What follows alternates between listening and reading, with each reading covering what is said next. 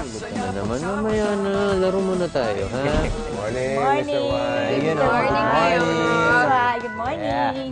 Ay, mag-almusal na kayo. Nauna na kasi kami dahil maagang nangulit tong si YY. Ha? Kain na kayo. Thank you. Antok-antok na naman. Bye-bye. Ayo. Ayun na. Gusto mo daw? Uy, ano gusto mo? Pandesal? Tinapay? May tuyo. Itlog, tsaka sinangag. Anong gusto mo? Magkapamilya. Happy family. Parang ganun. Ganun. Love, kakakasal lang natin, pamilya agad. Pwede bang wait muna? Pwede mag-wait muna. Siyempre, hindi na tayo mga bata.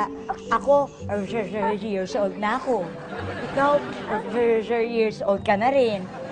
Sabi ko naman sa'yo, pwede naman tayo mag-apon kung sakaling di na tayo uubra.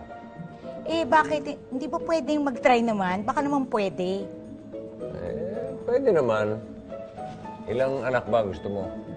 Siyam! Ba? Bakit ganun? Hindi pa ginawa 10 para 2 basketball team mo. Wala. Kanya sila na magkalaban.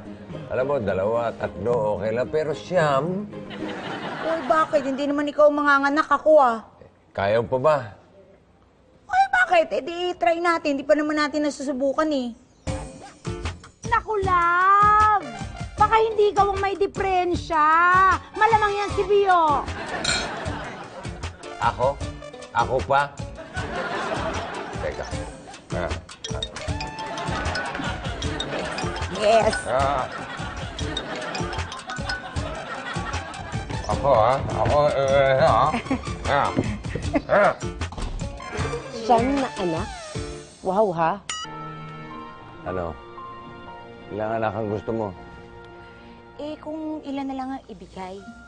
Kasi alam mo, baby, kanina, nung kumandong yung bata sa akin, parang nag-iba yung pakiramdam ko. Ako rin eh.